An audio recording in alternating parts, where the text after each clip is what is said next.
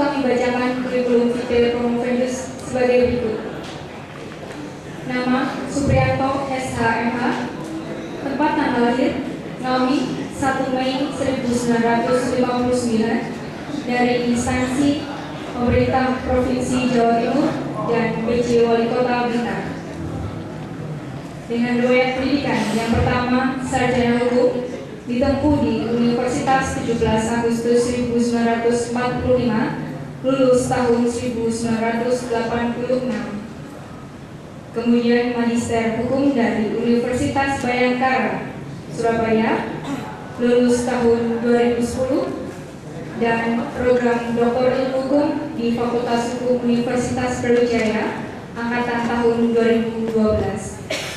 Status menikah dengan Ibu Narti SD dan dikaruniai dengan 2 orang putra.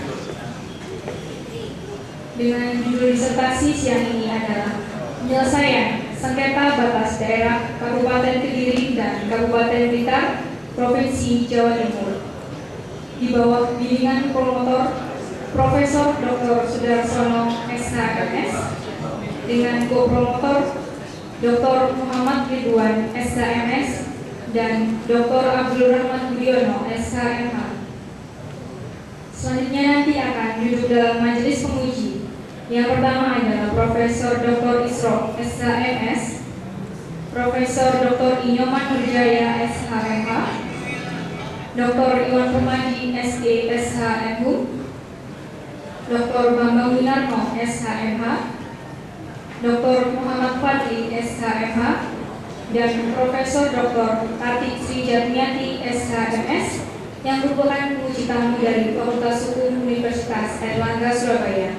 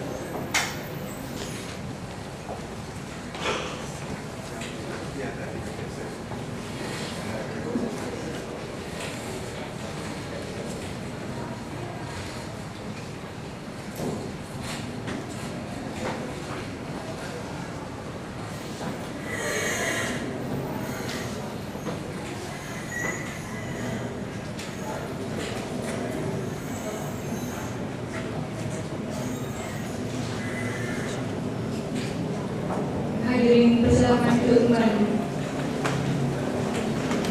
Selanjutnya dengan acara ujian akhir disertasi, kami serahkan kepada yang terhormat Ketua Dewan Penguji untuk memanggil promovendus, membuka secara resmi ujian disertasi terbuka dan mempersilahkan promovendus memaparkan hasil-hasil penelitian disertasi. Demikian dipersilahkan. Ibu sekalian, Assalamualaikum warahmatullahi wabarakatuh. Salam sejahtera untuk kita semua. Ujian segera dimulai.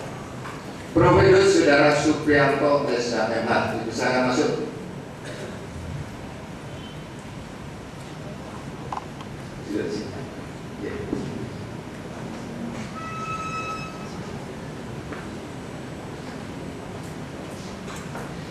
Mohon pintunya ditutup saja.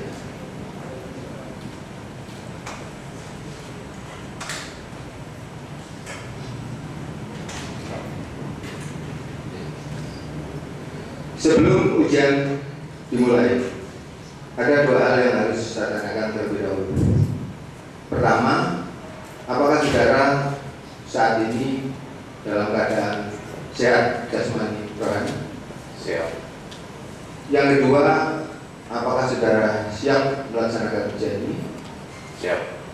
Setelah mendengar saudara saat ini dalam keadaan sehat jasmani rohani serta siap melaksanakan ujian ini, maka dengan meminta Bismillahirrahmanirrahim, ujian akhir disertasi saudara secara resmi bisa dinyatakan dibuka. Kepada saudara saya beri waktu lebih kurang 15 menit untuk mengemukakan garis besar atau pokok-pokoknya saja dari isi disertasi saudara. Mulai sekarang silakan.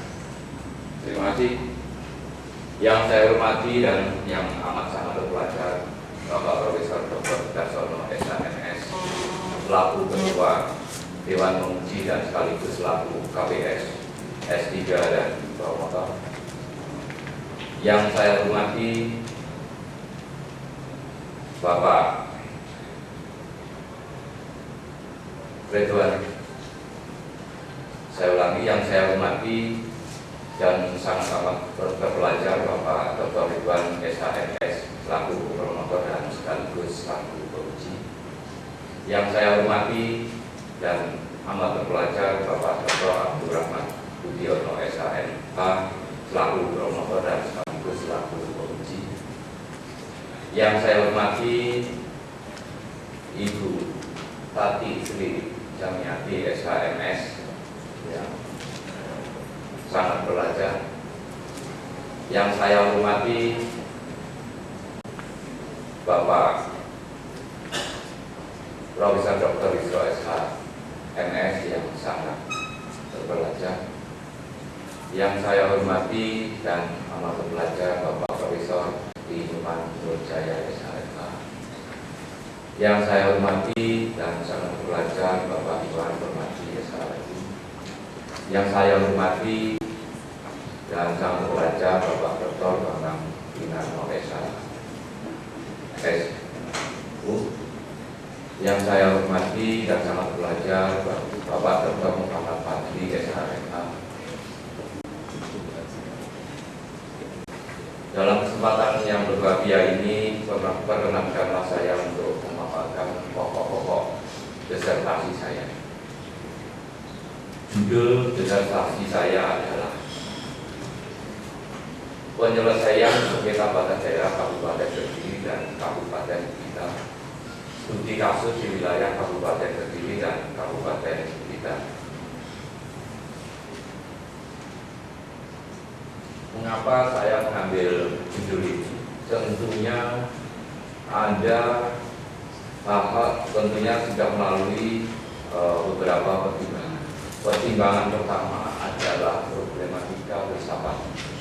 Problematika filsafat ini saya kelompokkan dari 3 aspek, yaitu pertama ontologi, yaitu konflik itu pada dasar hakikatnya adalah suatu persoalan perbedaan antara daerah satu dengan daerah yang lain yang harus diselesaikan, bukan dibiarkan.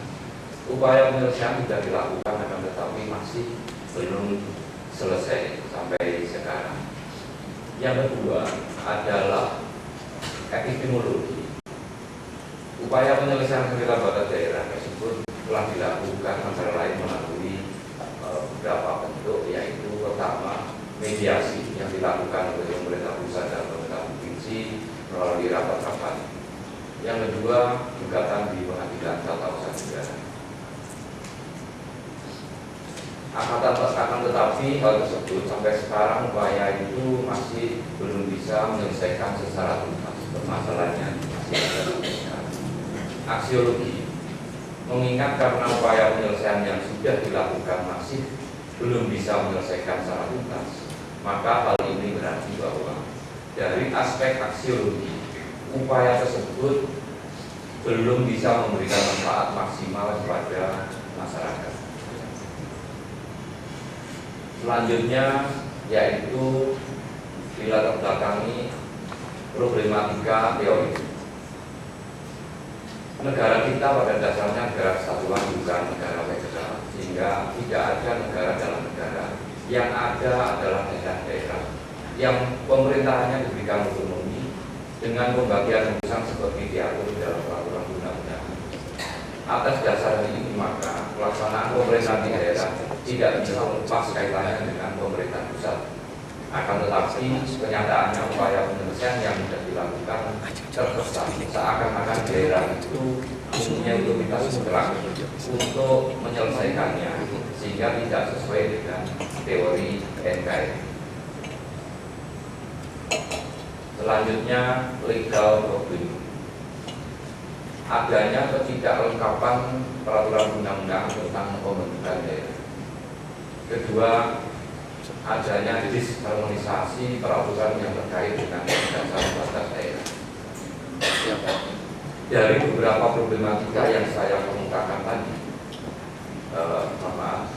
selanjutnya masih ada lagi, yaitu problematika sosiologis, yaitu masing-masing daerah merasa berhak dan berwenang atas wilayah yang disengketakan.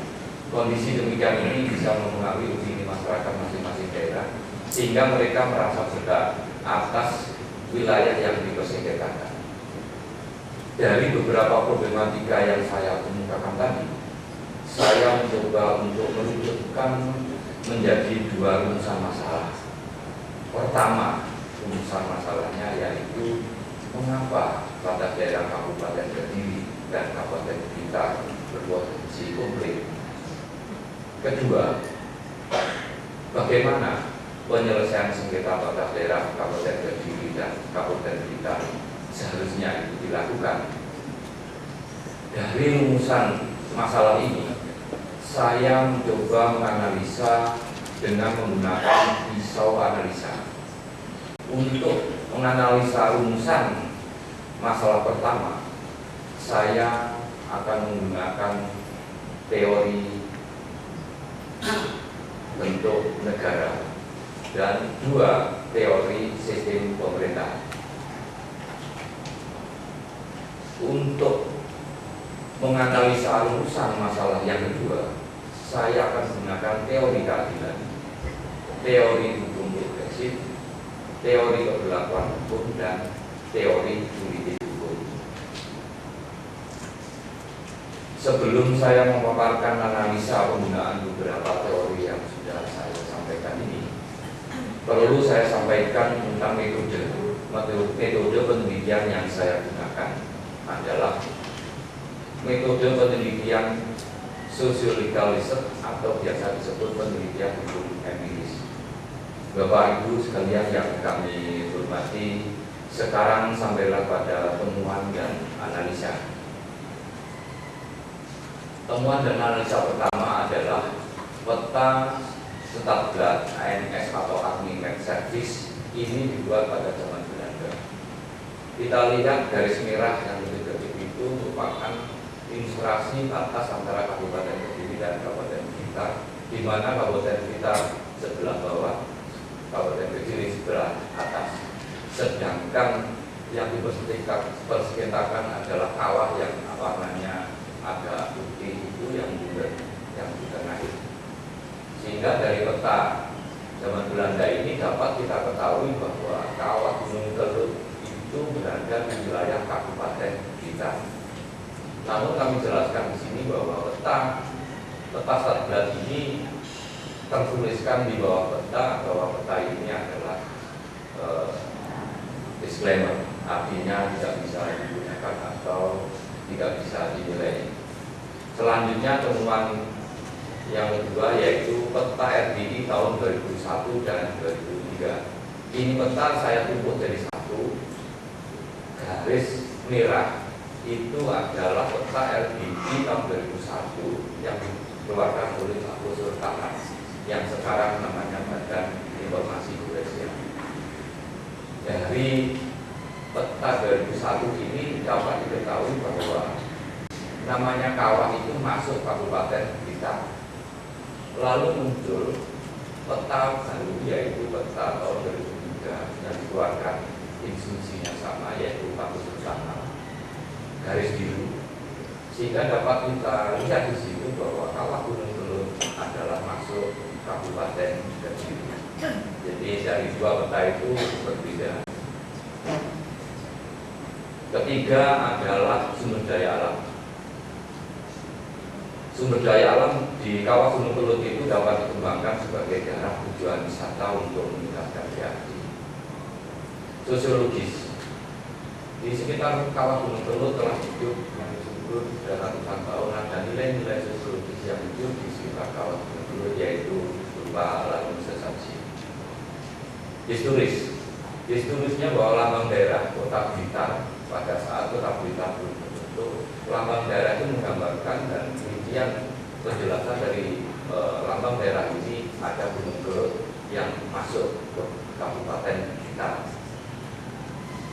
Dan kita literatur SD dikenal pada zamannya ada bulan tahun lalu itu Kabupaten Kelut, Gunung Kelut itu masuk Kabupaten Blitar. Geografis, dari situ geografis bahwa kalau kita ke kawah Gunung Kelut itu lebih mudah diakses dari Kabupaten Kediri daripada diakses dari Kabupaten Blitar. Dari urian tersebut di atas saya mencoba untuk membuat penyelesaian hukumnya. Penyelesaian hukumnya pernah ada upaya mediasi yang dilakukan oleh pemerintah Provinsi Jawa Timur dan pemerintah pusat.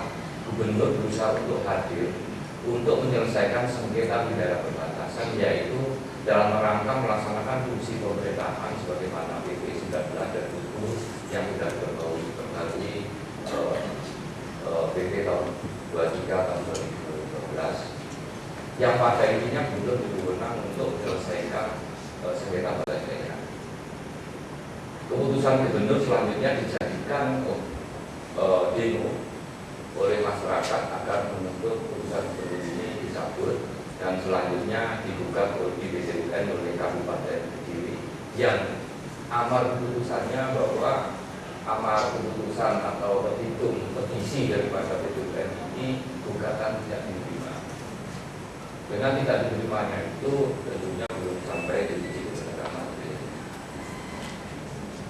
Lalu gubernur mengeluarkan keputusan tahun 2014 yang pada intinya mencabut keputusannya sendiri tahun 2017 karena di empiris lapangan bahwa keputusan pengadilan gugatan tidak diterima itu dimaknai bahwa itu seakan-akan Kediri yang menang. Lalu keputusan gubernur tahun 2015 ini dijadikan gugatan di PT UN oleh Kabupaten Kediri Blitar yang sampai sekarang masih dalam sengketa di upaya hukum di pengadilan tinggi. Dari urian tersebut di atas saya mencoba untuk membuat suatu kesimpulan. Kesimpulan pertama adalah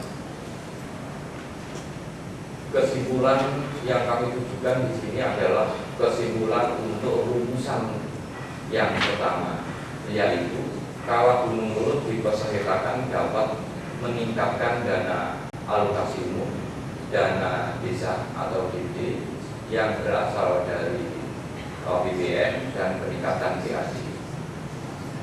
Sengketa batas daerah Kabupaten dan Kediri dan Kabupaten Blitar itu pada dasarnya dipicu adanya konflik norma yang ada di dalam Undang-Undang 23 tahun 2014 tentang otonomi daerah berikut peraturan pelaksana lainnya dan Undang-Undang Nomor 4 tahun 2011 tentang informasi kontroversial berikut peraturan pelaksana.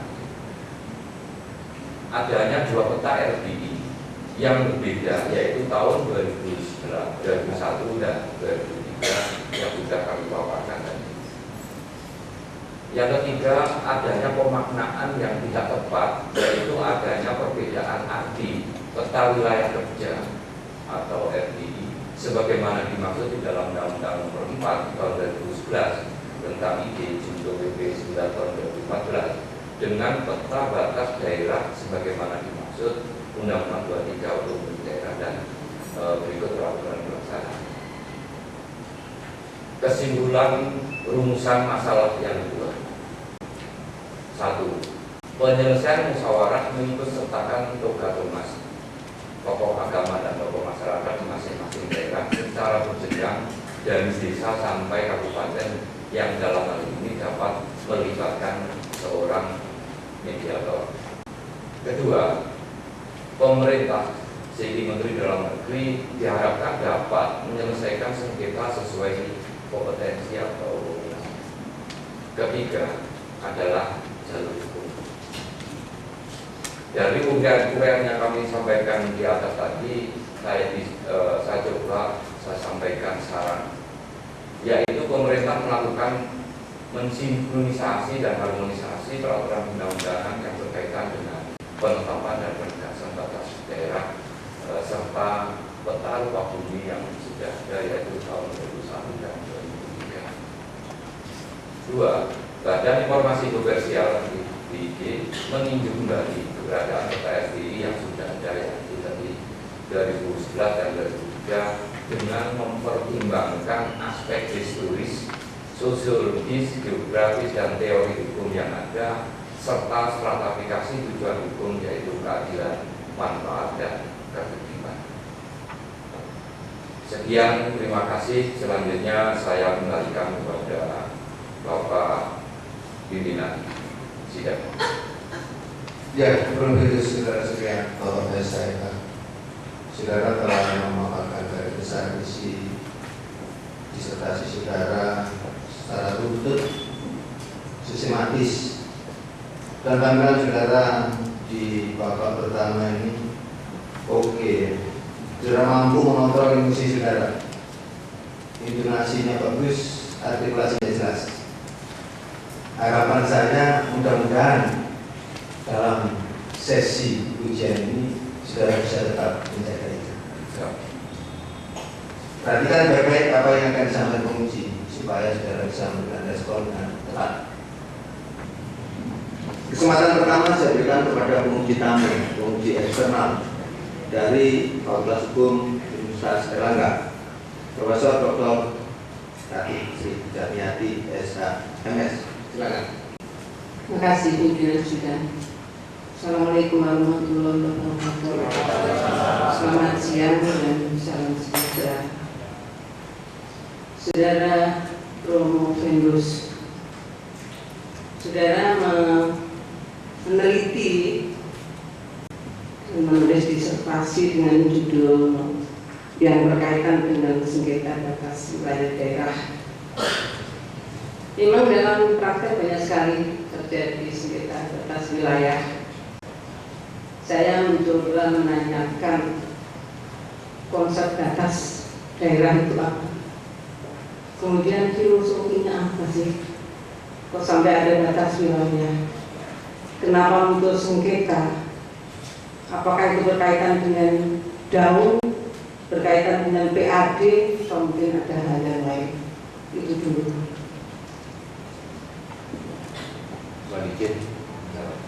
Terima kasih Ibu Profesor Dr. Tati Wisamiati. Pertama, kaitannya dengan konsep penetapan batas wilayah. Di filosofinya daerah ditetapkan batas wilayah agar ada kepastian hukum di dalam orang melakukan pekerjaan di wilayahnya. Terhadap mengenai mengapa terjadi sengketa, apakah kaitannya dengan peningkatan PAD, itu merupakan salah satu faktor utama yang bisa menunjukkan sengketa. Sebenarnya kaitannya peningkatan PAD, kaitannya peningkatan DD, kaitannya peningkatan DAO itu merupakan individu saja. Yang mempengaruhi itu lebih dipicu oleh tidak harmonisnya peraturan undang-undangan yang dijadikan dasar penetapan batas daerah. Karena apa? Karena di dalam undang-undang menegaskan bahwa batas peta rupa bumi yang ada itu diperoleh atas dasar pemotongan dari salah satu daerah yang prosedur pembuatannya tidak diperlukan adanya persetujuan daerah yang berbatasan. Demikian ini akan mengakibatkan daerah mempunyai peta rupa bumi sendiri-sendiri. Sedangkan di dalam struktur rangkap undang-undang Orda menegaskan bahwa batas daerah itu adalah atas dasar permohonan yang menjadi otoritas menteri yang prosedur penerbitannya diperlukan adanya persetujuan daerah yang berbatasan. Substansi isinya diminta oleh Permendagri 76/2012 agar menyepakati peta rupa bumi yang ada. Padahal peta rupa bumi yang ada itu bukan merupakan peta batas daerah, tetapi peta wilayah kerja. Namun demikian, pada hakikatnya peta wilayah kerja itu ya sama dengan batas daerah. Kenapa sama? Ya karena tidak boleh daerah bekerja di tempat yang lain. Hakikatnya sama. Karena di Kemenlut ada dua peta, 2001 dan 2012 yang berbeda. Itu awal daripada sengketa di situ. Nah, itu akhirnya mempunyai embrio yaitu kaitannya upaya atau upaya-upaya pembenar terhadap peningkatan PAD jalur dan PD dari APBN. Saya kira itu. Baik, kalau tadi masalah kami, masalah PAD hanya yang diibu saja ya. Tapi ada hal yang penting pada konflik norma antara Undang-Undang 323 tahun 2014, Undang-Undang Geofisika, kemudian ada Permendagri yang tidak salah. Nah kalau demikian ini lalu bagaimana? Jadi saudara sebagai birokrat kemudian meneliti mengenai ini, ada konflik norma yang sangat-sangat serius sehingga menyebabkan penyelesaian atas wilayah susah. Apakah asas preferensi hukum, misalnya kita menggunakan lex superior, lex generalis, lex posterior, apakah itu yang bisa dipakai sebagai solusi untuk mengatasi sengketa-sengketa batas wilayah atau batas daerah? Mohon izin. Menurut saya tidak, itu bukan solusi lex specialis lex generalis, karena lex specialis generalis itu bahwa satu peraturan itu kedudukannya selevel. Sedangkan NIS di sini adalah antara undang-undang berikut peraturan pelaksanaan. Yang menjadi konflik norma ini sebenarnya bukan itu, bukan masalah itunya. Menurut saya ini dikembalikan anggapan yang selama ini daerah mempunyai otoritas menetapkan daerah sendiri ini harus diberikan penjelasan bahwa itu menjadi otoritas Menteri Dalam Negeri. Oleh karena itu daerah tidak tepat kalau bisa menentukan daerahnya sendiri, dan sampai sekarang Menteri belum menetapkan yang batas daerah. Saudara menjawab dengan bagus ya pertanyaan saya. Kemudian berkaitan dengan sengketa atas daerah ya. Saya mencoba mengaitkan di pasal 9 ayat 1, ayat 2, ayat 3 Undang-Undang 23 tahun 2014. Ada urusan konkuren, ada urusan absolut, ada urusan umum. Apa sih keuntungannya sengketa-sengketa itu berkaitan dengan wewenang konkuren, urusan konkuren, karena kan wewenang kabupaten dan kota itu sudah diambil alih oleh pemerintah provinsi. Kemudian dalam konteks urusan absolut, urusan absolut ya, absolut itu tidak terbatas artinya. Kenapa nggak mutlak seperti dulu, artinya nggak bisa diberikan pada daerah? Masa ada negara demokrasi absolut, monarki absolut ada? Pertanyaan saya bagaimana dengan keadaan ini? Terima kasih, Prof. Menurut saya, negara kita ini negara demokrasi. Tetapi di dalam Undang-Undang 23 dikenal adanya kewenangan absolut, konkuren, dan pemerintahan. Saya bicara masalah kewenangan absolut.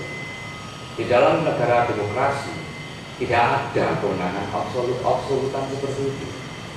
Yang ada adalah suatu kewenangan yang mutlak, urusan itu menjadi mutlak urusannya pemerintah pusat.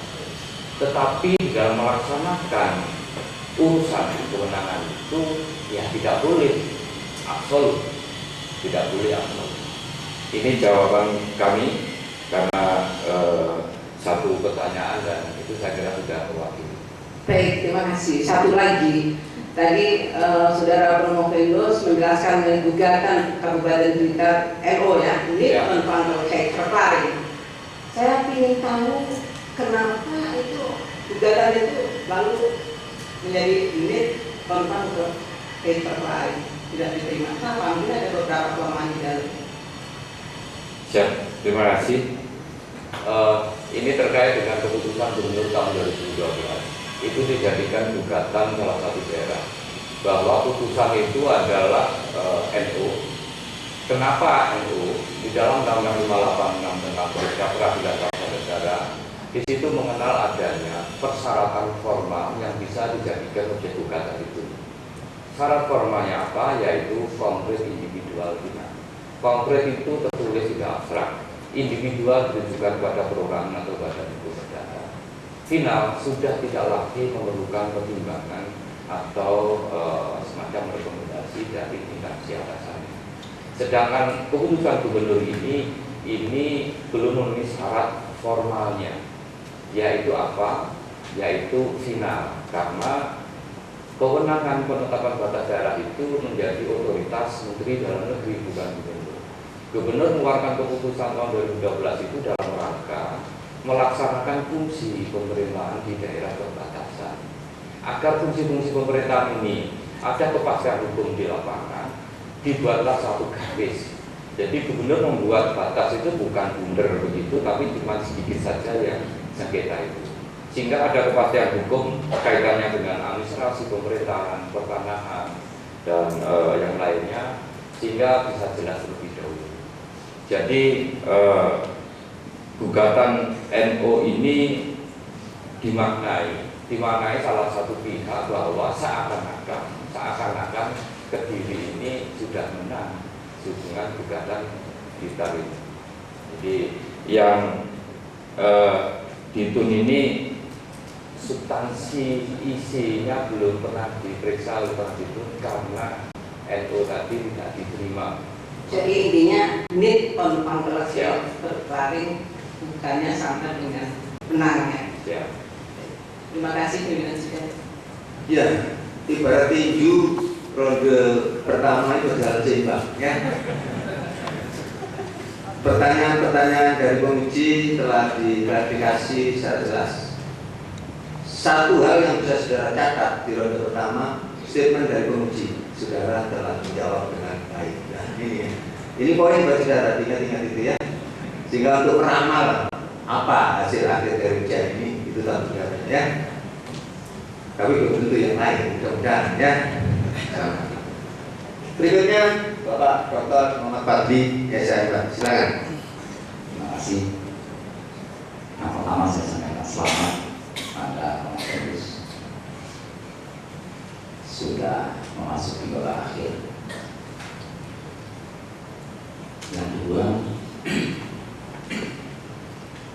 saya berpesan pada saat usia di dalam muda masih bersemangat bersuri.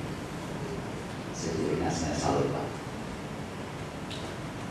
Nah, yang ketiga, saya mikir begini, kenapa kok nulis sengketa Blitar Kediri? Kok tidak yang lain saja Pak? Ringan-ringan saja. Sebenarnya nggak ringan, tapi pertanyaan jawabannya ini harus ya. Terima kasih Bapak Dr. Muhammad Fadli SIM. Kenapa saya memilih batas daerah? Jujur disertasi saya itu batas daerah Kabupaten Kediri dan Blitar. Itu tentunya sudah melalui berbagai pertimbangan. Kalau masalah sengketa di Jawa Timur banyak, seperti Pulau Galang, seperti Ijen. Tetapi menarik bagi saya, di situ ada beberapa aspek yang muncul, yaitu masalah sosiologis, historis, lalu masalah geografis. Di tempat lain tidak pernah ada. Seperti Pulau Galang, itu lebih kepada fenomena alam. Kalau Pulau Galang gampang, ditarik penguasaan laut dari tepi sungai, tepi pantai sini, pantai sana dibuat gitu. Pulaunya kita tenggelamkan saja dulu, ditarik-tarik gitu sehingga ada titik-titik itu lain nanti akan kemudian. Seperti di Ijen sudah ada keputusan Permendagri. Ini lebih kepada implementasi peraturan yang sudah ada saja. Tetapi kalau di Kelut ini belum ada penetapan batas daerah oleh yang berwenang dalam hal ini Menteri Dalam Negeri. Ini. Dan selain itu ini menjadi opini publik yang luar biasa, demo besar-besaran hingga sampai kantor gubernur diberi truk sampai Jebel dan sebagainya. Jadi saya kepingin membuat suasana kebatinan orang Kediri dan Blitar itu menjadi rujuk kembali dengan adanya disertasi saya. Terima kasih. Baik, saya punya sisi lain Pak, untuk komparasi saja. Pertama tadi kan dalam supporternya kok banyak sekali. Saya juga termasuk sahabat saya itu Bapak Silianto yang sebenarnya kan Bapak di UGM. Gini Pak, saya punya pikiran tersendiri tentang kita. Dan ini kira-kira diamati sudah pendidikan internasional. 4 presiden ini dari Jawa Timur. 4 presiden. Soekarno, Bumega, Gus Dur, SBY. Selanjutnya Pak Harto, siapa namanya? Pak Jokowi, Pak Habibie.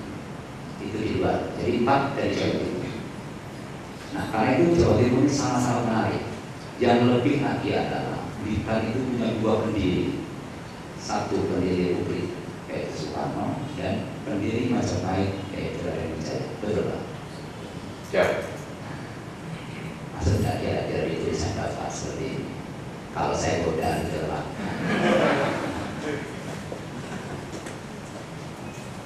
Masuk di nalar Pak kira-kira kan oleh Blitar apa yang punya pada semakin cantik gitu. Siap. Terima kasih kepada Dr. Patris. Terima kasih atas sarannya, karena Bapak dari apa yang disampaikan lebih pada saran, untuk saya tidak bertanya.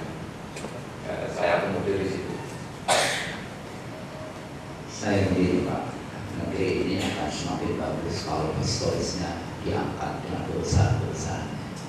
Kadang-kadang kita terlena oleh persoalan diaku dan sebagainya, lupa bahwa ada nilai historis yang besar yang barangkali telah itu nilainya lebih tinggi daripada segala perdebatan semacam itu tanpa mengurangi nilainya diaku dan sebagainya. Yang terakhir masih ada 2 menit. Ke depan, ada Pak, ada kata keadilan ya Pak.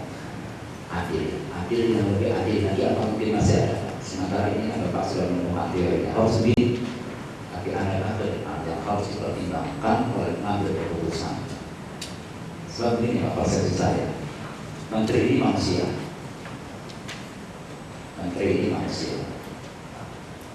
itulah dari masalah depan ke depan pemikiran dari Prometheus Pak Supriyanto seperti apa yang lebih baik dari keadilan yang ada saat ini. Terima kasih. Ke depan barangkali pertama kali yang harus kita perbaiki dari seluruh perangkat undang-undang. Kalau itu dibiarkan seperti itu, tetap itu akan bermasalah di tempat lain. Karena apa? Karena di dalam undang-undang BIN tadi Peta Rupa Bumi itu dibuat atas dasar permohonan yang menunjukkan batas ya daerah yang mohon. Tidak diperlukan adanya persetujuan daerah yang lain. Akibatnya apa? Daerah itu punya peta sendiri-sendiri. Seperti di Kediri ini ada 2 yang berbeda. Yang berbeda itu dikonstruksikan oleh Permendagri 76 2012 di dalam penetapan batas daerah itu agar menyepakati peta rupa bumi yang ada. Yang ada 2. Pasti tidak sepakat. Itu awal sengketa. Itu menjadi besar. Jadi pertama kali seluruh kawat undang-undangnya harus diperbaiki. Bagaimana substansi yang harus diperbaiki? Jangan seperti apa yang ada sekarang, mempertimbangkan sosiologis, historis, yuridis. Tetapi harus dipertimbangkan juga masalah stratifikasi tujuan hukum. Apa itu? Yaitu keadilan, manfaat, dan ketertiban masyarakat. Kalau Gunung Kelut namanya kawah ini diberikan kepada Blitar, pasti tidak memenuhi syarat kumulatif di dalam stratifikasi tujuan hukum. Tidak mempunyai manfaat karena syarat geografisnya nggak bisa tahu di situ. Tetapi kalau diberikan ke ini sudah fakta menjadi demo besar-besaran. Artinya apa? Artinya bahwa ketertiban masyarakat terganggu. Ini fakta yang saya kemukakan. Oleh karena itu, substansi di dalam permen itu harus ditambah, dan seluruh kawat yang ada itu memicu daerah seakan-akan mempunyai otoritas menetapkan batas sendiri. Padahal tidak. Itu benarnya pemerintah pusat terkait dengan pertanyaannya Prof. Tati tadi masalah kewenangan absolut, daerah ini sebenarnya konsepnya kan negara NKRI.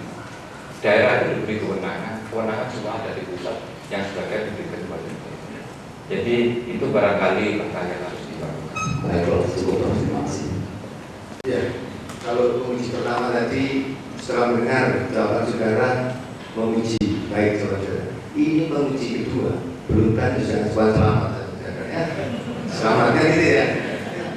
Ini saudara bisa ketawa ya. Sudah selamat duluan ya. Tapi ada yang harus diklarifikasi. Saudara 5 pertanyaan masukan. Siap salah apa siap benar? Siap setuju apa siap tidak gitu ya. Tadi ada siap setuju maksudnya yang katakan.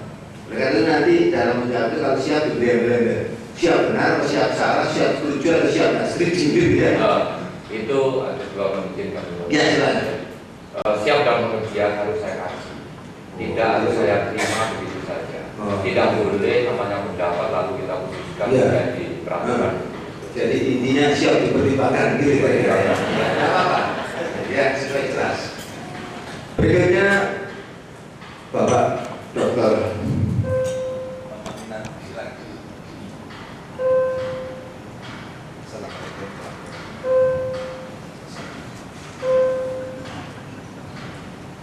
Assalamualaikum warahmatullahi wabarakatuh. Ya, selain dari para penguji tadi, tapi saya tetap ingin melanjutkan karena ada rasa semacam tidak puas terhadap pertanyaan dari Prof. Tati tadi, baik itu yang bersangkut dengan perundang-undangan dan sebagainya. Begini, jadi di dalam penelitian hukum yang Romo Pemdes lakukan itu kan penelitian hukum empiris, artinya mencoba melihat apakah penerapan hukum, implementasi hukum dan sebagainya yang terjadi di lapangan, khususnya di Blitar dan Kediri kaitannya itu. Namun dari sisi apapun, tetap kita harus tetap pegang karena nanti seandainya lulus, harapannya lulus dan sebagainya, Romo Pemdes kan akan menjadi doktor ilmu hukum. Jadi yang akan saya tanyakan ini tentang ilmu hukum, tapi tentang substansinya, khususnya tentang geospasial, karena tadi belum ada yang tanya tentang geospasial. Kalau kita lihat ruang kebumian atau geospasial itu biasanya itu macam-macam, ya, tapi khususnya dari Romo Pemdes mencoba ditekankan kepada informasi geospasial. Dan lebih khusus lagi kelihatannya kalau sepengetahuan saya, karena ini katanya banyak yang pejabat-pejabat informasi geospasial yang hadir, ya, itu kalau informasi geospasial itu kan ada informasi geospasial yang dasar dan ada yang tematik. Tapi kelihatannya kalau kita lihat dari sisi hukum, kelihatannya yang diarah oleh Romo Pemdes itu adalah geospasial informasi khususnya itu yang tematik. Dan untuk itu kewenangan, misalkan di dalam pembuatan peta dan sebagainya itu jelas di dalam Undang-Undang Nomor 4 ya, Nomor 4 tahun 2011 itu adalah menjadi kewenangan dari Badan Informasi Geospasial. Tapi sebaliknya di dalam Undang-Undang tentang pemerintahan daerah yang terbaru itu juga ada kewenangan membuat peta atau apapun namanya, itu yang menjadi kewenangan dari Menteri Dalam Negeri.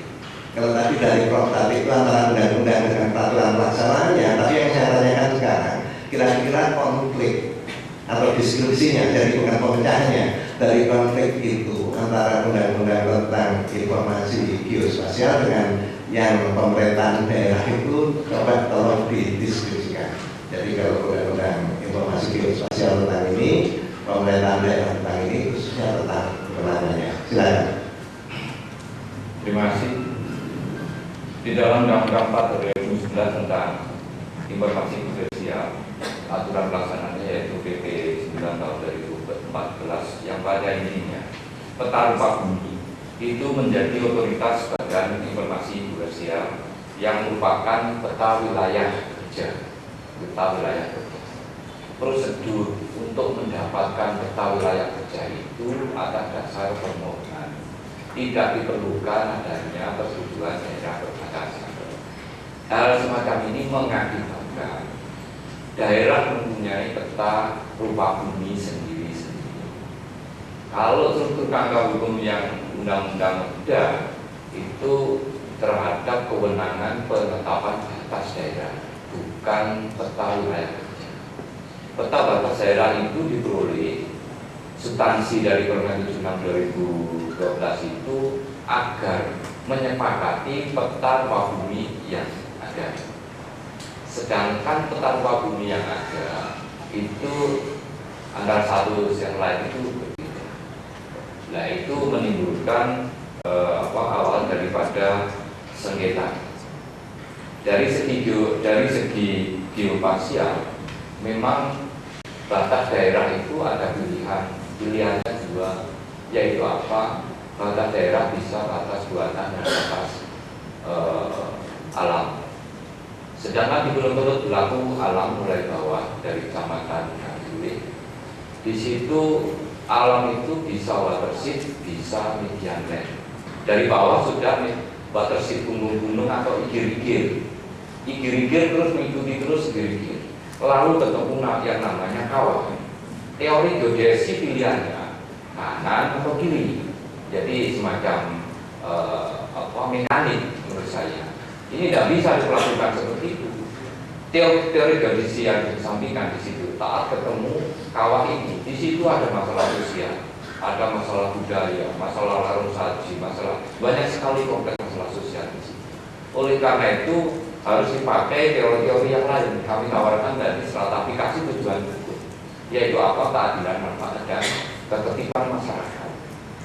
Jadi nggak bisa teori menjadi mekanik seperti itu. Harus teori yang bisa diterima kedua belah pihak. Saya kira itu Pak Dr. Bambang. Ya, saya setuju.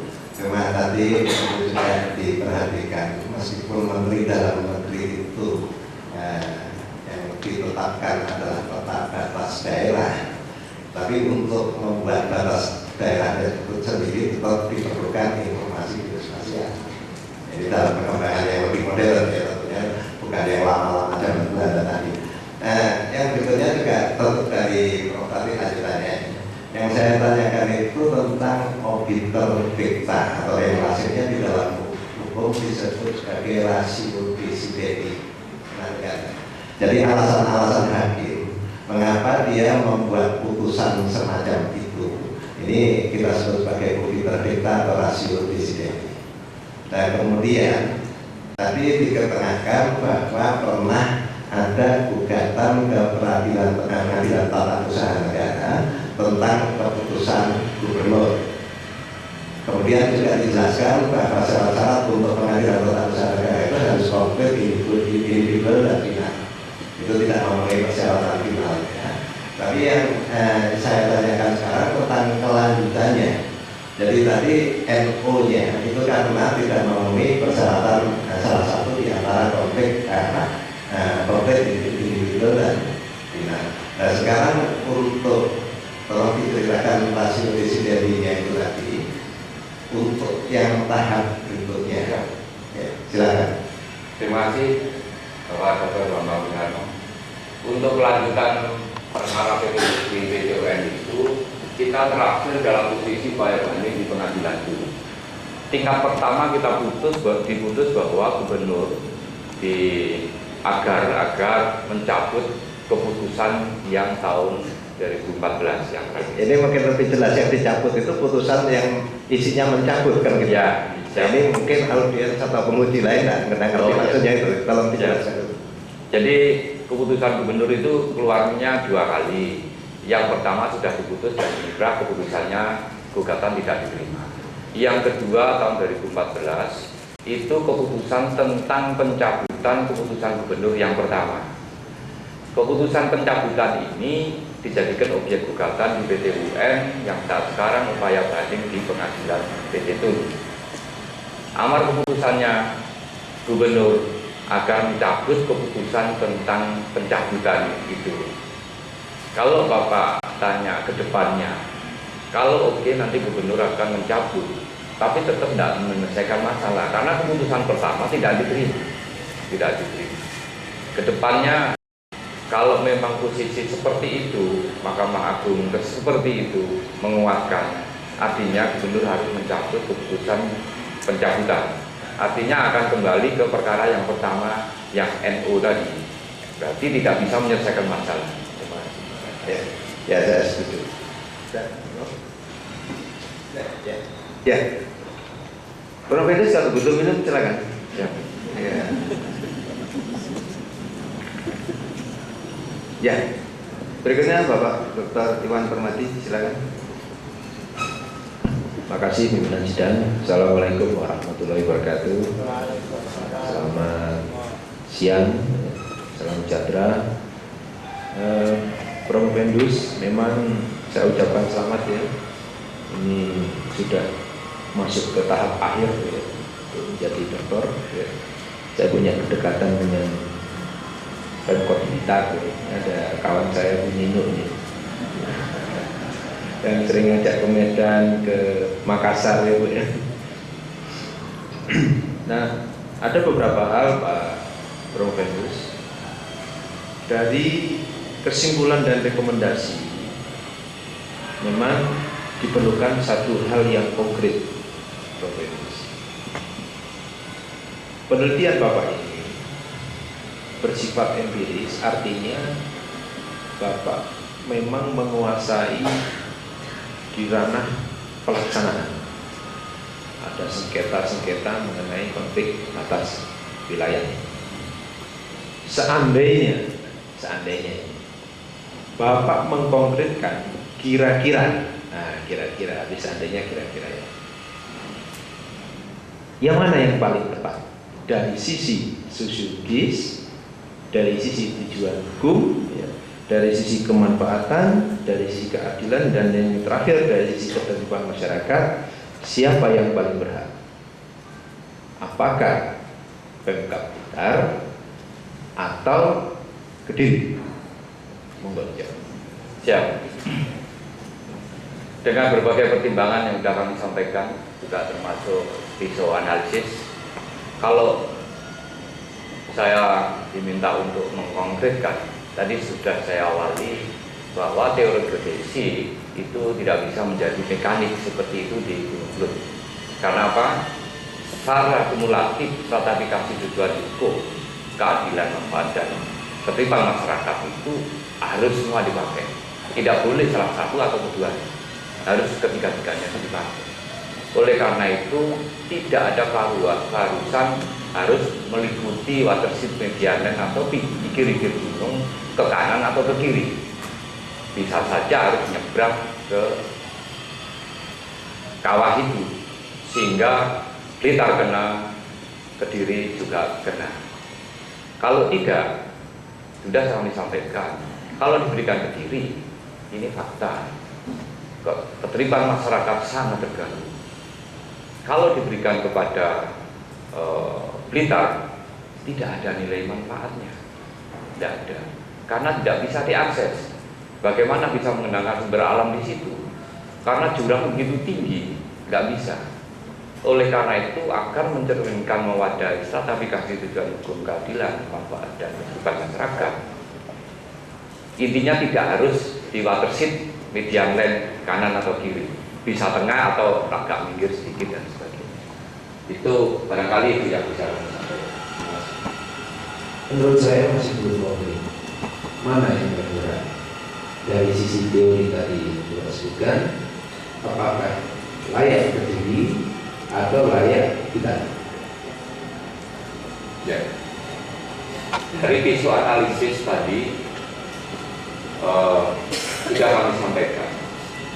Teori-teori hukum kami sampaikan, teori keadilan kami sampaikan, teori perberlakuan hukum juga kami perselesaikan.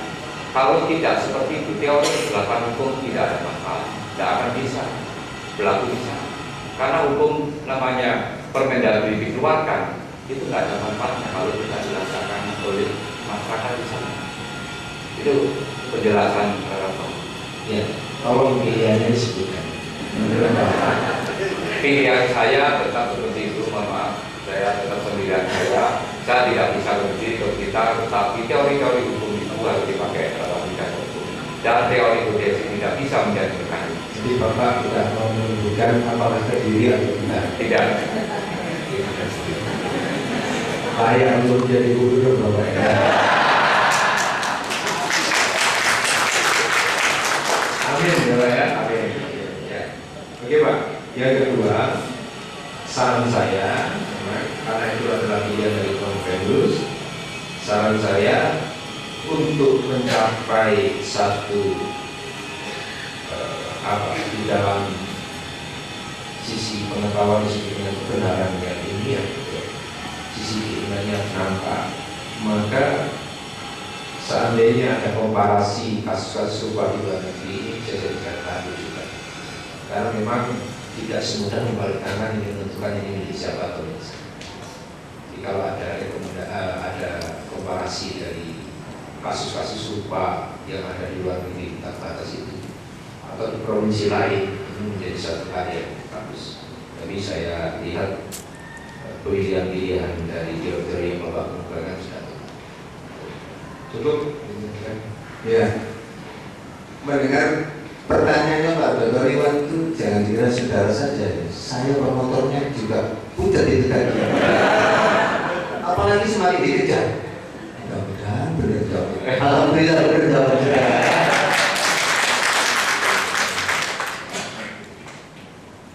Sekarang giliran Prof. Manusia Israel. Terima kasih. Saudara Promovedus Supriyanto, sejak kuliah guru semester 2 ya, Anda ingin mengungkapkan rencana topik penelitian Anda, dan saya mengobrol hal itu karena idenya sebenarnya orisinal sekali, ya. Dan Anda memilih Blitar Kediri ini juga ada spesifikasinya seperti yang telah diungkapkan tadi, ya.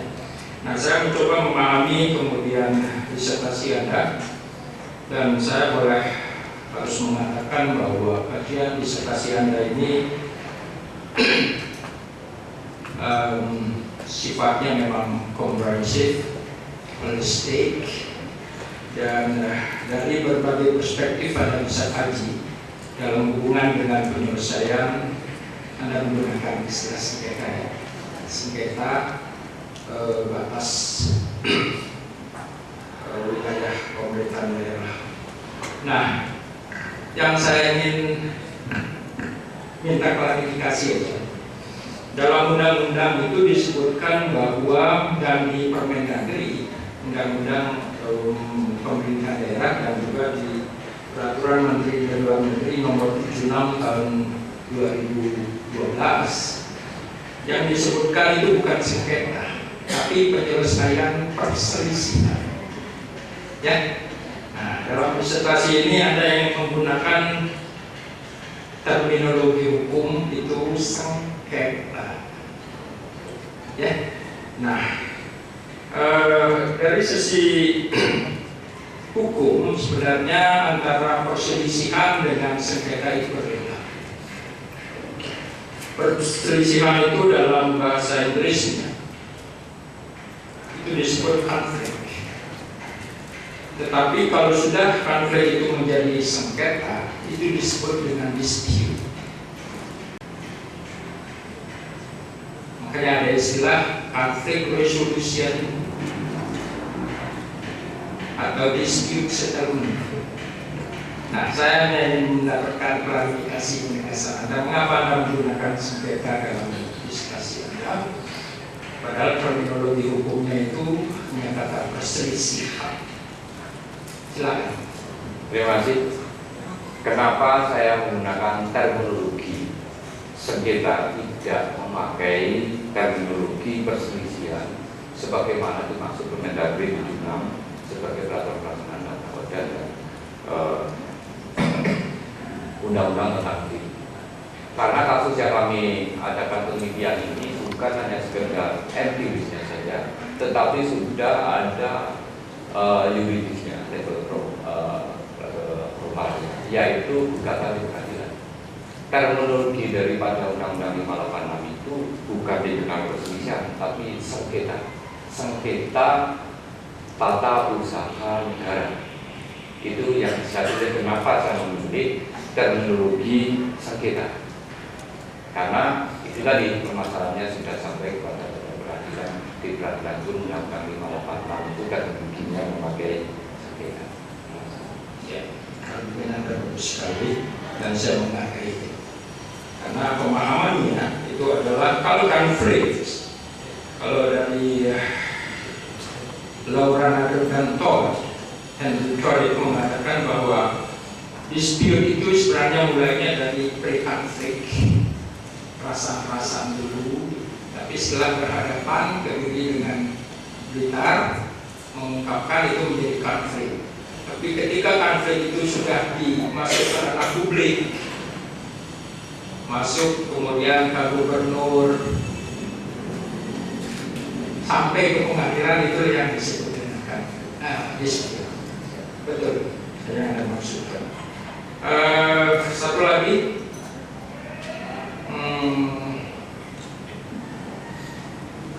kajian Anda itu komprehensif sekali, saya senang sekali. Dari sisi hukum, kemudian dari sisi geospasial yang Anda pahami bisa menjelaskan dengan baik, dan juga dari segi sosiologiknya.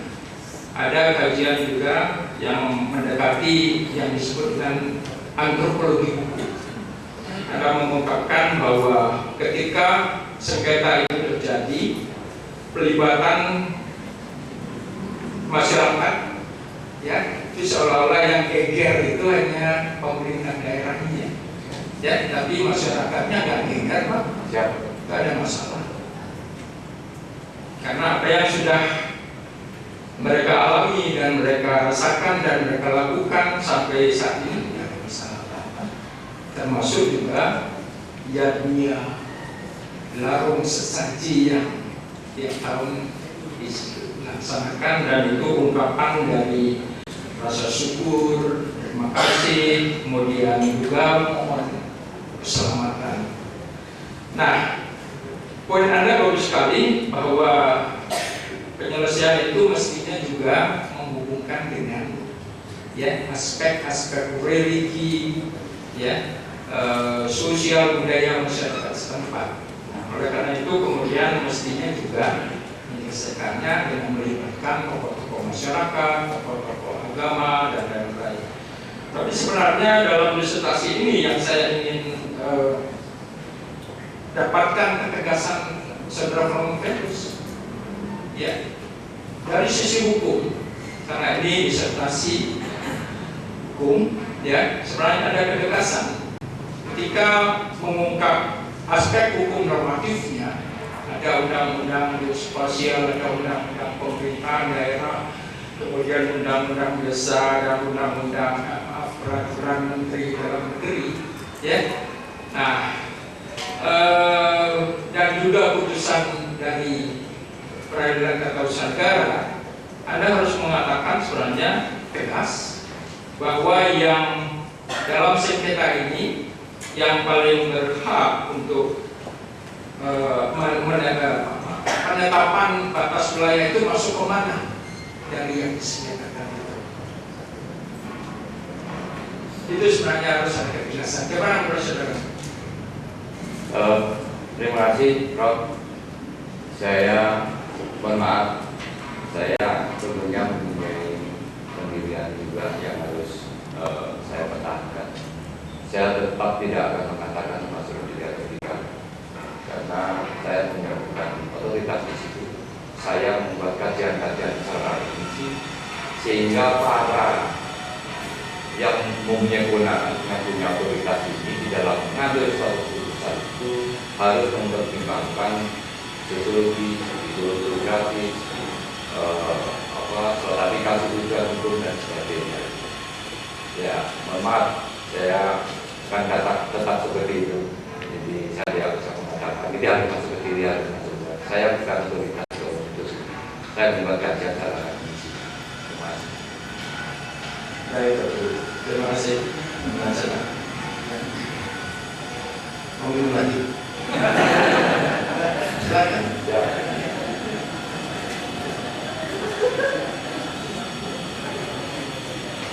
saran saya. Ya, assalamualaikum warahmatullahi wabarakatuh. Yang hadir ini luar biasa ini. Kelasnya kelas VVIP. Sampai saya lupa kalau ada mahasiswa saya tahu 75 kan minta maaf nanti. Masih ingat besok waktu saya buka waktu 1 tahun yang lalu lupa. Inilah keberuntungan jadi dosen itu selalu diingat oleh mahasiswa. Apalagi ucapan terima kasih ini bagus juga pada disebutkan masing-masing kepada istri, tercinta dan sebagainya. Cuma nggak ada nama istrinya bisa menjadi Viola ada, Viola Berisa, Puspa ada, cuma istri nggak ada namanya. Siapa tuh? Ada Bisa dan ada kita. Kalau ada disebutkan, tapi jangan saja penting. Hukum tidak ada kita pasti harus pasti ada hukum namanya. Ya. Penguji pertama, Profesor tadi mengatakan bahwa Anda menjawab bahwa Indonesia adalah negara demokrasi. Anda yakin itu meyakinkan kita penguji. Demokrasi di Indonesia itu bisa diartikan Vox Populi, Vox Dei, suara rakyat itu suara Tuhan. Bergeser menjadi Vox Populi, Vox Nihili, suara rakyat itu diabaikan. Jadi nanti setelah tanggal 9 di situ suaranya saja diabaikan. Dan ketiga, Vox Populi, Vox Argentum, suara rakyat itu adalah berinti nyawa, money politik. Saya ingin Anda bukan sebagai pejabat, Anda adalah sebagai mahasiswa. Bagaimana dengan kondisi yang disebut demokrasi yang Anda yakin tadi? Apakah dia termasuk Vox Populi, Vox Dei, suara rakyat, suara Tuhan, Vox Populi, Vox Nihili, suara rakyat akan diabaikan, atau bahkan mungkin yang paling tadi Vox Populi, Vox Argentum. Saya akan mendapat tahu. Terima kasih. Sesuai apa yang kami sampaikan, visual analisis saya di situ saya sampaikan, yaitu keadilan dan hukum progresif. Hukum yang baik adalah hukum yang ditemukan dalam kehidupan masyarakat ini, bukan hukum yang dibuat oleh sekelompok orang tertentu untuk mencapai tujuan yang diinginkan. Artinya apa? Demokrasi itu harus partisipatoris. Demokrasi itu harus partisipatoris, mengajak stakeholder, diajak bicara merumuskan suatu kebijakan. Artinya apa? Disitulah sebenarnya dalam rangka kita mencari hukum tata lokal yang hidup dalam kehidupan masyarakat. Sehingga negara ini fungsinya sebenarnya menjustifikasi saja apa yang sudah ada kaidah hukum yang berkembang dalam masyarakat, melegitimasi saja. Pastikan kalau hukum yang ditemukan dalam kehidupan masyarakat seperti itu, kalau hukum ini sakit, pasti dia juga bisa mengobati dirinya sendiri secara alami dan manusiawi, tidak masalah di dalam implementasinya. Berbeda kalau hukum yang dibuat oleh sekelompok orang, departemen, negara sekalipun untuk mencapai tujuannya ini, nanti akan benturan dengan hukum teori beberapa hukum, dan hukum itu tidak bisa dilaksanakan. Keadilan yang dimaksud yang lain yaitu bahwa negara kita itu negara keadilan. Undang-undang 23 Orda itu membagikan urusan pemerintahan itu ada urusan absolut.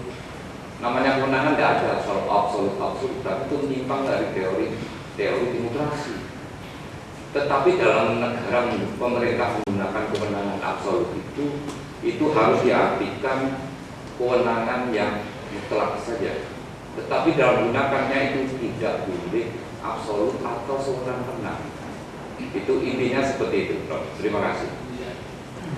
Saya ingin tahu satu sikap orang mahasiswa, orang leader, pemimpin. Yang kedua, saya ingin juga ini uji tentang yang berkaitan dengan sikap. Karena banyak orang mengatakan bahwa ingatso asumduro, ingatso asumduro, tuturian dari itu pun bergeser sekarang ini. Apa bergesernya?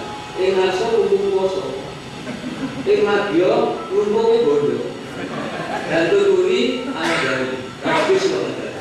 Sikap Anda gimana tentang masalah itu? Setuju atau dengan komentar? Berapa? Pada prinsipnya setuju.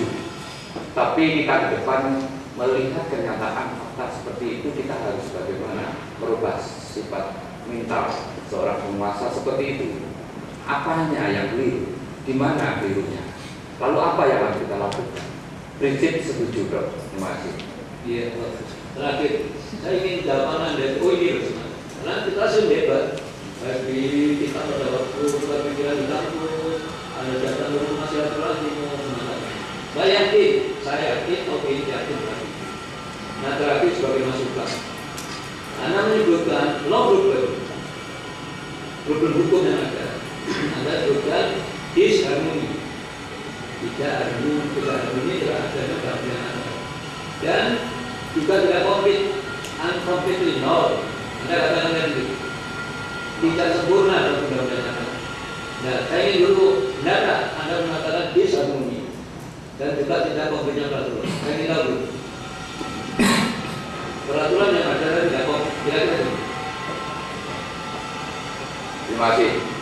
Tidak komplitnya peraturan itu bahwa di dalam pembentukan yang pada saat itu Kediri dibentuk, Blitar dibentuk, Nganjuk dibentuk, daerah-daerah lain dibentuk dengan undang-undang. Tetapi undang-undang pembentukan daerah itu tidak dilampiri peta, sehingga tidak ada kepastian di lapangan. Kediri yang sebelah selatan berbatasan dengan Blitar, sebelah timur berbatasan dengan Malang, hanya begitu saja.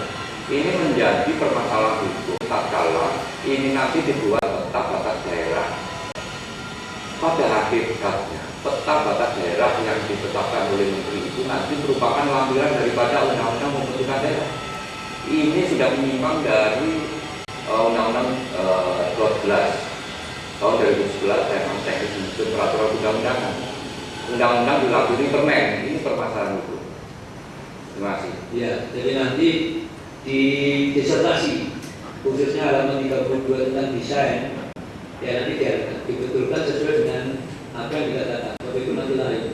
Di desainnya tidak mengatakan gitu. Tinggal diperbaiki aja dan nanti dibaca orang berbaik. Terima kasih, bagus. Assalamualaikum warahmatullahi wabarakatuh.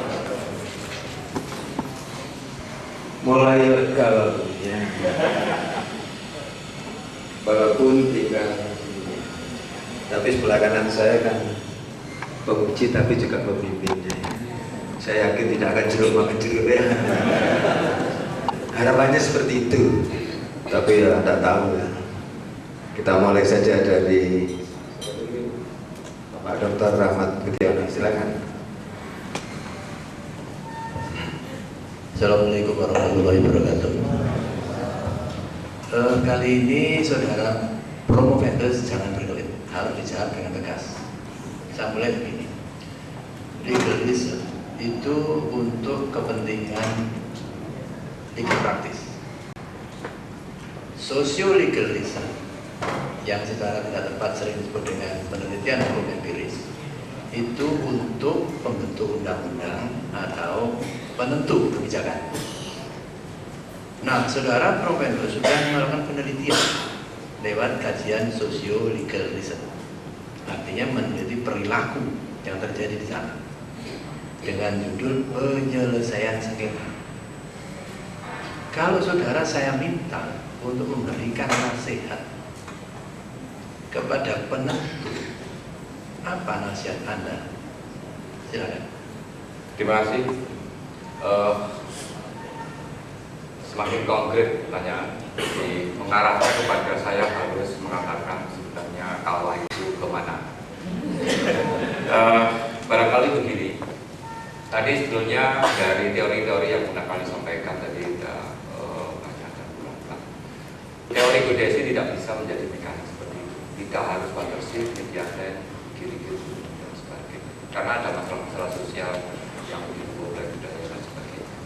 Oleh karena itu, agar lebih konkret nantinya harapannya bahwa tulisan saya itu bisa diimplementasi ke kebijakan, harus dibatasi itu harus di tengah-tengah kawah itu, sehingga menjadikan rasa keadilan kena kehidupan masyarakat kena dan keadilan terkena, manfaat juga terkena. Jadi harus nyebrang di kawah itu. Terima kasih. Ketika dipaksa ya kawahnya ditugel tadi lagi. Jadi ada takut ke utara atau ke selatan ya tugelan tadi loro.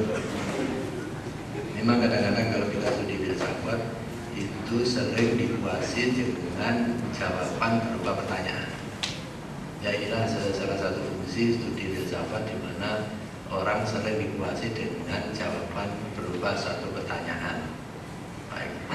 Nah sesungguhnya kalau guliran cara berpikir antara legal research dan socio-legal research dipatuhi dengan baik, maka akan tidak banyak putusan atau keputusan yang melenceng, baik dari tujuan hukum maupun dari sebab yang lain. Masalahnya adalah sering guliran yang tadi saya sampaikan sering diabaikan, sehingga sering putusan dan keputusan itu melenceng. Mudah-mudahan saudara sebagai seorang birokrat memperhatikan guliran yang tadi saya sampaikan. Terima kasih. Ya, berikutnya Bapak Dr. Muhammad Ridwan, silakan.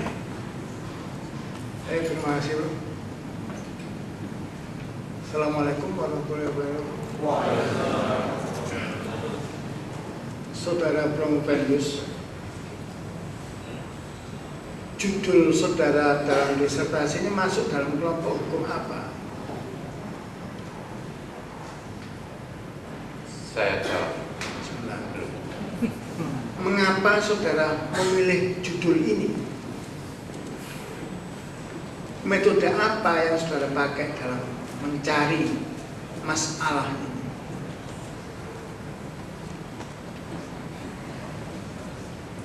Dan terakhir, mengapa saudara mempermasalahkan ini? Sekian. Silakan. Bisa dicatat dulu, Pak? Siap. Bisa ya, ya. Terima kasih. Pertanyaan yang pertama, sebenarnya ini masalah kelompok hukum apa? Kami jawab. Ini pastikan tidak masuk kelompok ATM, karena di sini permasalahan bukan permasalahan kewenangan, bukan masalah kewenangan struktur organisasi dan keadaan negara tidak diam. Ini termasuk wilayah hukum administrasi negara. Kenapa? Karena keadaan negara tidak diam, karena sudah ada putusan dulu, gubernur mengeluarkan keputusan, lalu negosiasi, pertemuan, rapat-rapat berkali-kali. Jadi ini dalam keadaan diam sehingga masuk dalam wilayah kelompok hukum administrasi negara. Itu pertanyaan yang pertama.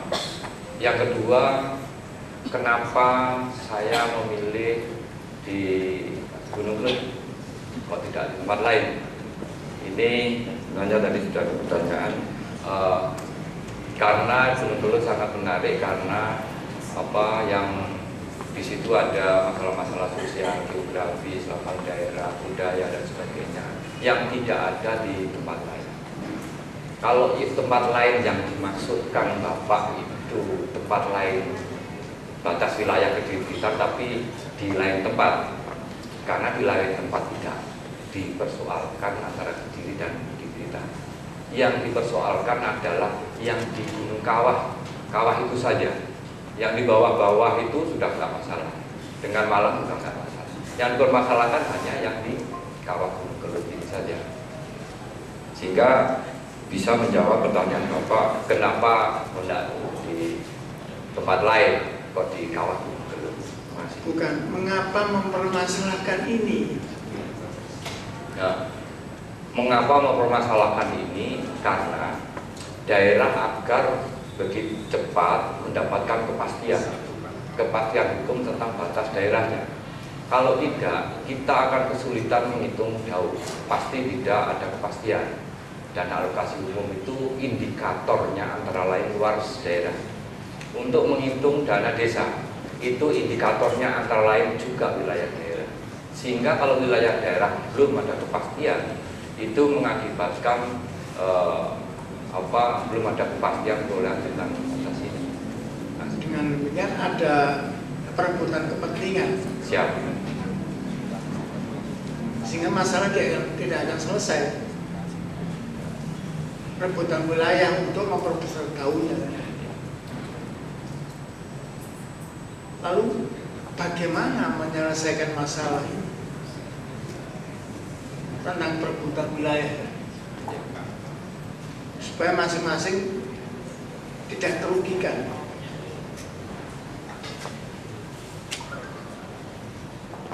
Kami jawab. Terima kasih. Bagaimana penyelesaiannya? Terhadap Gunung Kelut, kami rekomendasikan sesuai saran saya bahwa mengikut sertakan stakeholder ya, itu dimulai dari kesepakatan antar desa. Lebih kecil, antara desa dengan desa membuat kesepakatan, antara desa dengan desa membuat kesepakatan, desa begitu terus hingga nanti menjadi batas daerah kabupaten. Mekanisme tata cara pengambilan keputusan tingkat desa itu tetap memperhatikan masalah-masalah sosiologis, geografi dan sebagainya. Lalu mengapa di situ dipersoalkan? Ya karena itu tadi kaitannya besaran jauh, bisa ditingkatkan PAD untuk dikembangkan daerah wisata di sana. Terima kasih. Ya, closing statement ya dari saya ya. Saya senang saudara bisa menjawab dengan lancar. Lebih senang lagi saudara konsisten di dalam berpendapat. Ada pada ketidakberpihakan, tetapi di tengah.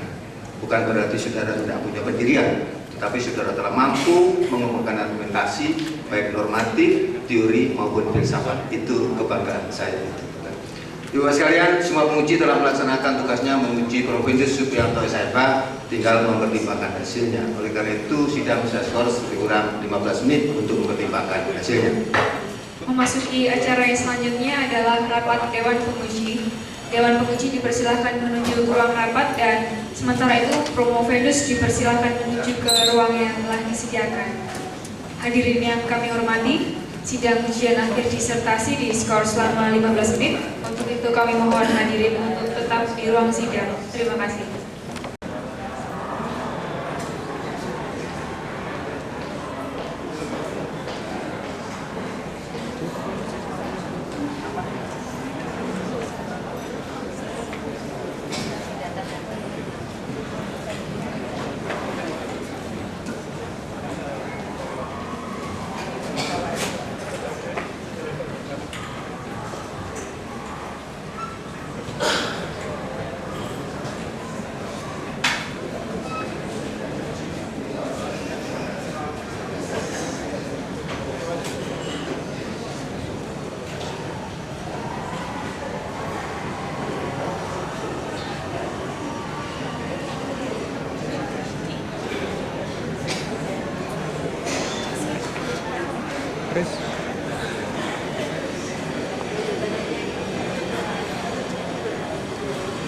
Ketua Dewan Penguji dipersilakan dan sidang untuk mempersilahkan Promovedus memasuki ruang sidang dan membacakan hasil rapat Dewan Penguji. Dipersilakan.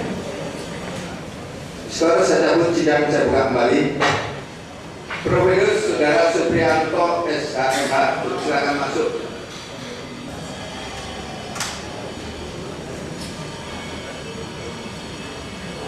Perhatikan baik-baik apa yang akan saya bacakan. Mohon perhatiannya.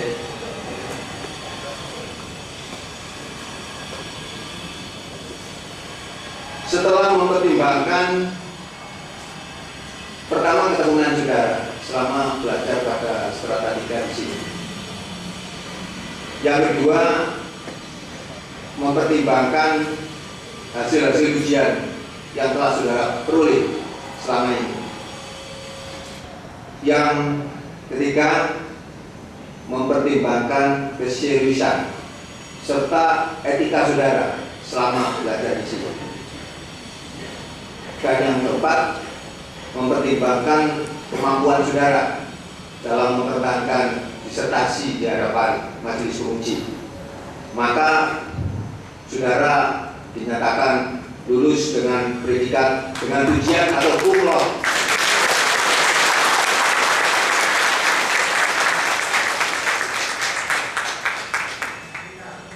Dengan demikian kepada saudara diberikan hak untuk menyandang gelar doktor.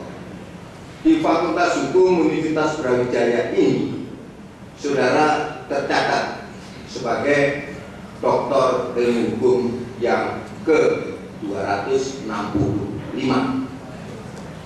Acara selanjutnya adalah yudisium.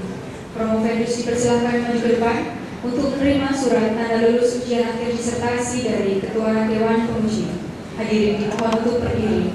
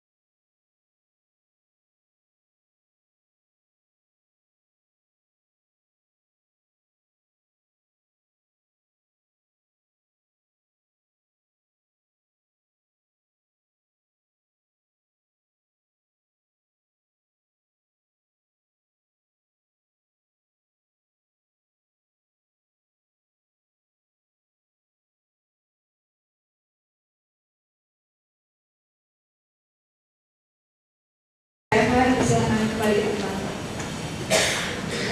Selanjutnya adalah sambutan dan ucapan selamat dari co-promotor yang akan disampaikan oleh Dr. Abdul Rahman Budiono, SKMH. Kami persilakan. Assalamualaikum warahmatullahi wabarakatuh.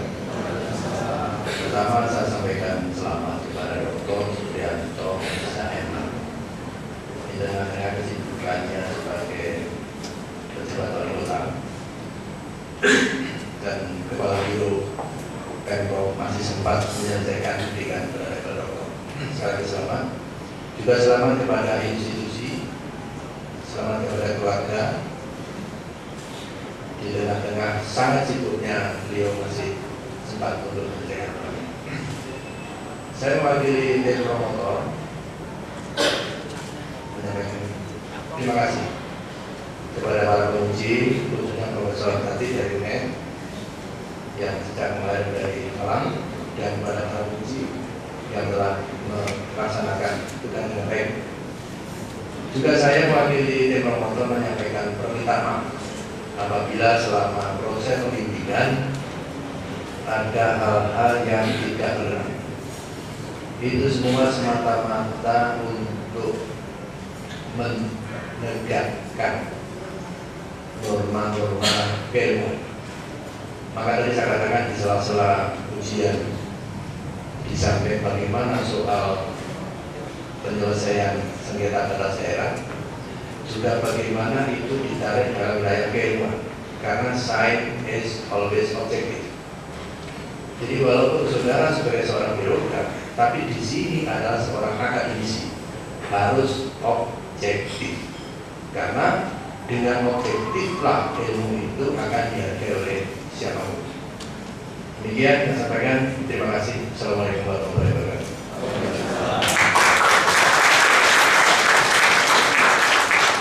Selanjutnya sambutan dan ucapan selamat dekan Fakultas Hukum yang akan diwakili oleh Ketua Program Studi Doktor kepada Bapak Dr. Profesor Dr. Sudarsono, SKMS. Kami persilakan. Ibu, Bapak saya, Assalamualaikum warahmatullahi wabarakatuh. Perkenankan saya mewakili dekan untuk memberikan kesempatan penguatan atas sambutan, karena beliau dalam waktu yang sama di tempat berbeda ada acara yang berbeda. Alhamdulillah, puji syukur senantiasa kita panjatkan kehadirat Allah Subhanahu wa Ta'ala. Sampai hari ini kita diberi kesehatan, kesempatan pertama untuk mengikuti prosesi ujian akhir disertasi Dr. Supriyanto Sarma. Mudah-mudahan dengan syukur ini nikmat Allah akan selalu ditambah bagi kita sekalian. Pada kesempatan ini yang harus saya sampaikan terlebih dahulu atas nama dekan fakultas lembaga ini mendapat selamat kepada Dr. baru Dr. Supriyanto SHMH atas prestasinya dan profesori memperoleh gelar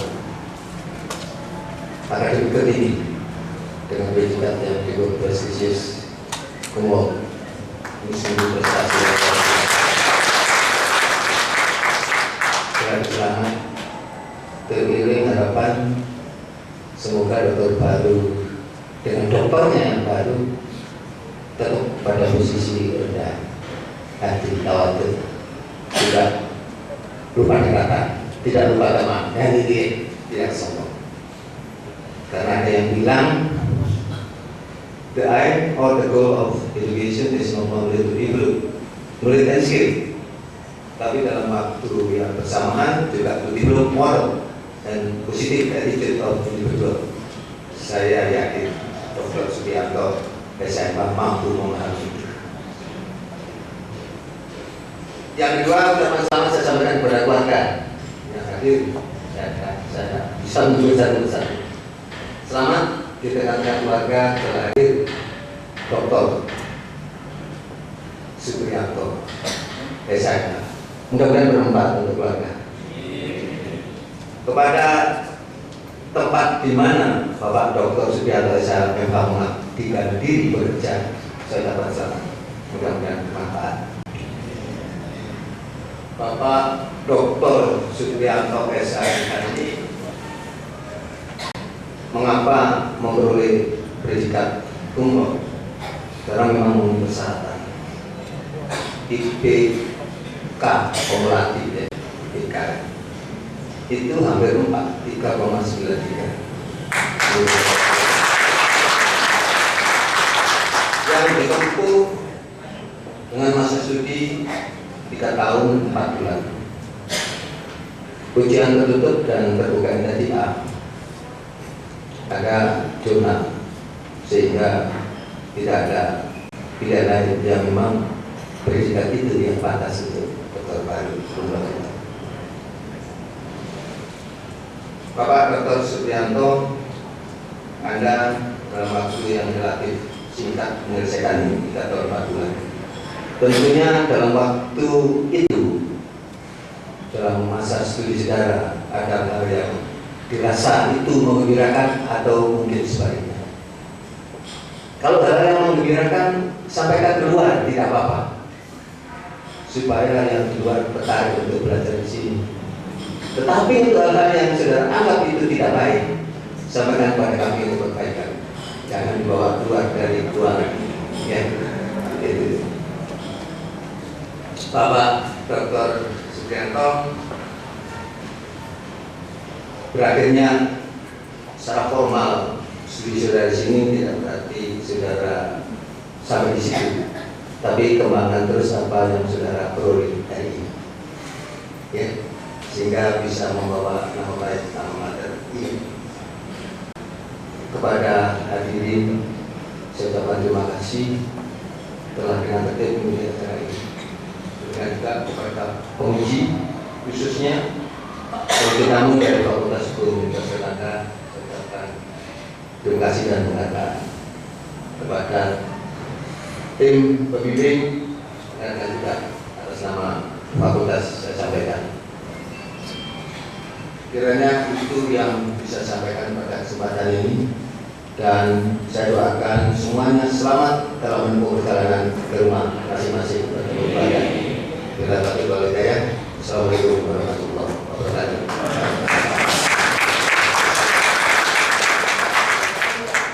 Selanjutnya dipersilakan kepada Bapak Dr. Supriyanto SHMH untuk menyampaikan kesan dan pesan selama menempuh masa studi. Kami persilakan.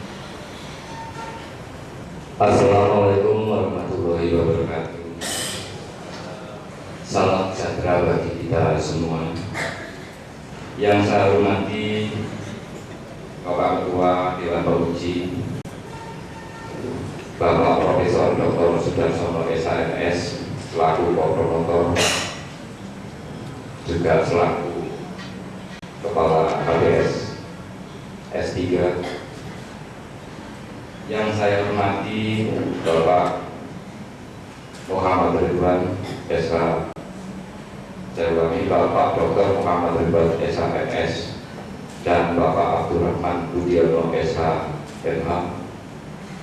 Yang saya hormati para penguji ujian akhir disertasi dari UB dan dari Fakultas Hukum Universitas Indonesia Erlangga, pejabat Badan Informasi Komersial yang hadir pada siang hari ini. Yang saya hormati Kepala Topografi Kodam 5 Brawijaya yang hadir pada siang hari ini.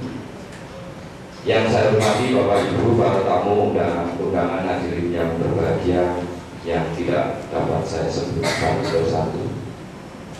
Pada hari ini saya sangat bahagia sekali. Perkenankanlah dalam kebahagiaan saya ini mengajak hadirin sekalian untuk sejenak memanjatkan puji dan rasa syukur kita kepada Allah Subhanahu wa Ta'ala, Tuhan yang Maha Esa, atas rahmat dan taufik dan hidayahnya sehingga kita semua diberikan kesehatan dan kesempatan untuk dapat hadir dalam acara ujian akhir disertasi.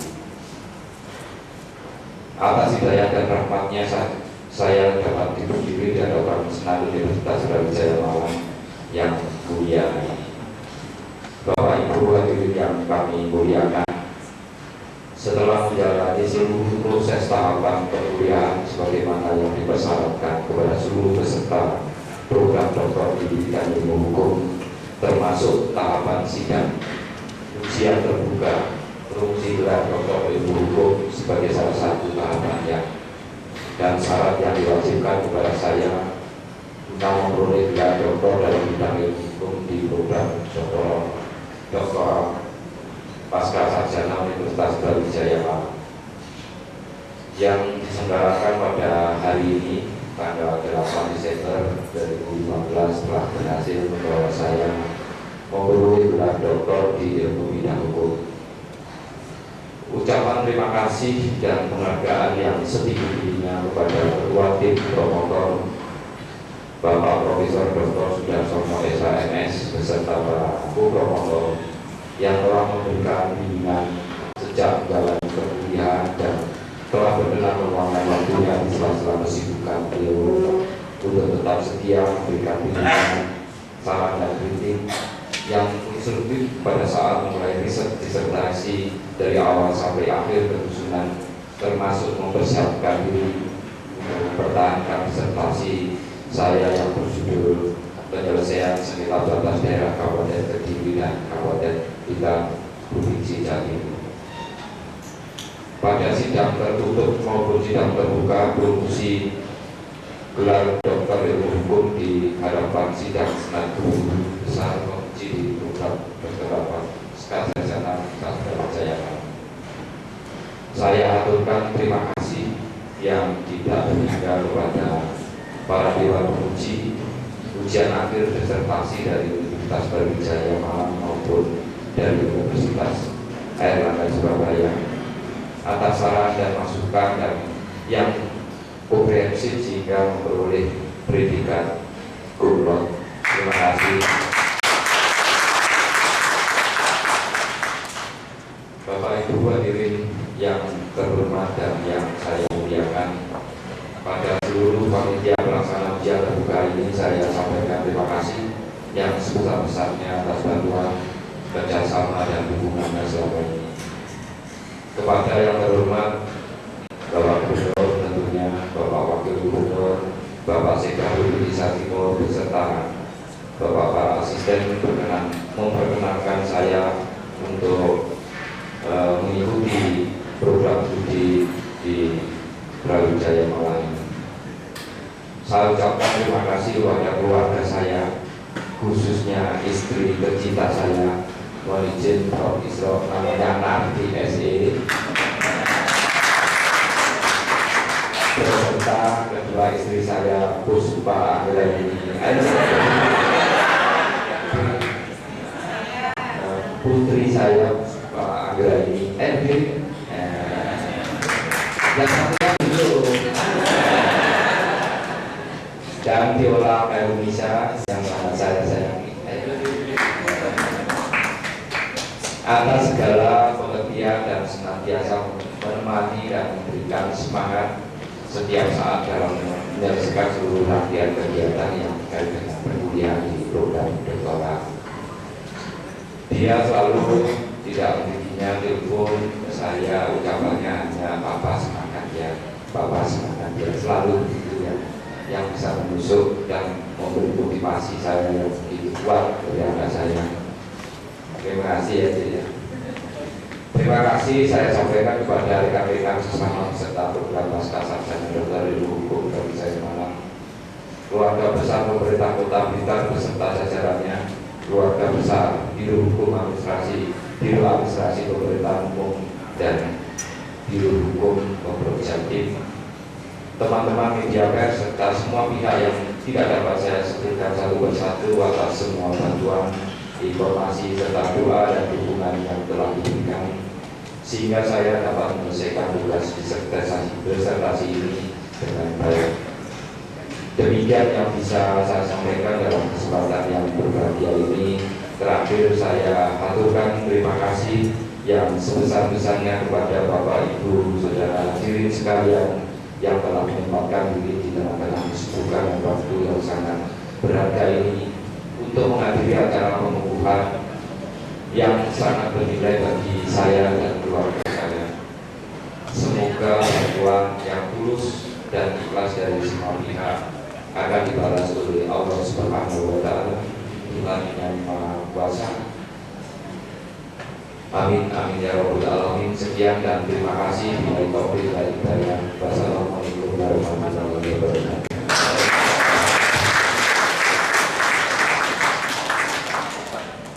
Dengan mengucap Alhamdulillahirabbil alamin, ujian akhir disertasi Dr. Supriyanto SHMH secara resmi saya nyatakan ditutup.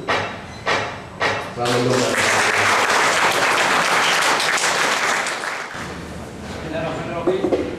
3,5 tahun akhirnya kami diarahkan.